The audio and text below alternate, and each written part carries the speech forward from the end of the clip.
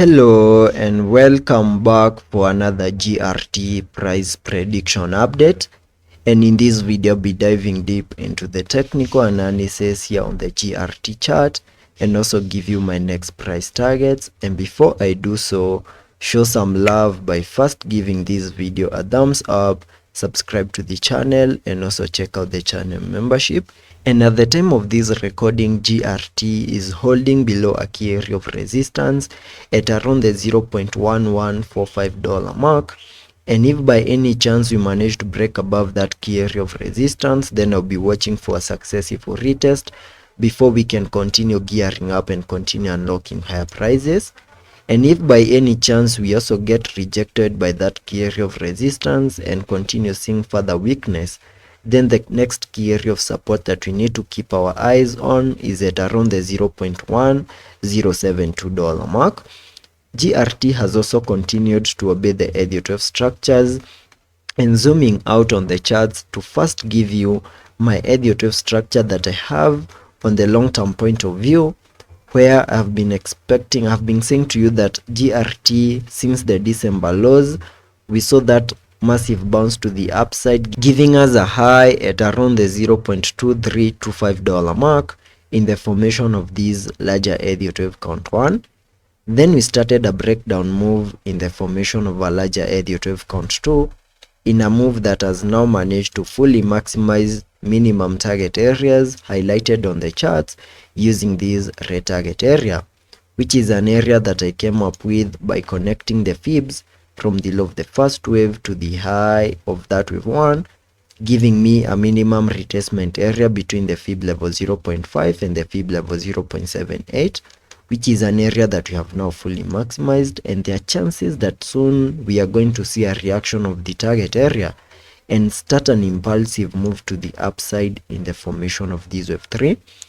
And for us to get confirmation that the low is in and the start of an impulse has now started, we first need to see a complete 5-wave structure to the upside, followed by an ABC corrective structure here on the charts. And the moment we see such a scenario on the charts, then that will be enough confirmation that we have a low in place for that wave 2, and the start of an impulse has now started in that wave 3. And since the 10th of June, there is an Elliott wave structure that I've been tracking here on the charts, where we have now peaked in the formation of that wave 1, seen a pullback in the formation of this wave 2, peaked in the formation of a wave 3, seen a wave 4. And I said to you in my previous video that we need to hold within, that is above the wave 1 high in this wave 4, for us to still say that this is a valid Elliott wave structure that we have on the charts. And since we have now hit invalidation points, we need to have an alternative scenario. And the alternative scenario is that whatever we have on the chart is a 1-2 setup to the upper side, having this as a 1-2 setup, and this is another 1-2 setup that is playing out on the charts, terming this as a wave 1, then a wave 2, and soon we can expect a reaction to the upper side in the formation of a wave 3 before we can expect a wave 4, then continue gearing up in the formation of that wave 5. And giving you minimum retracement areas for the second wave by connecting the fibs from the low of the first wave to the high of that wave 1. I have a minimum target area for the second wave between the fib level 0.5 and the fib level 0.78, which is an area that we have now almost fully maximized, and there are chances that we are going to see a reaction of that and start an impulse in the formation of that wave 3. So if by any chance we continue gearing up and GRT is able to give us a break above resistance at around the $0.1145 mark, then we should continue gearing up in the formation of that wave 3. And also the moment we manage to break above the wave 1 high,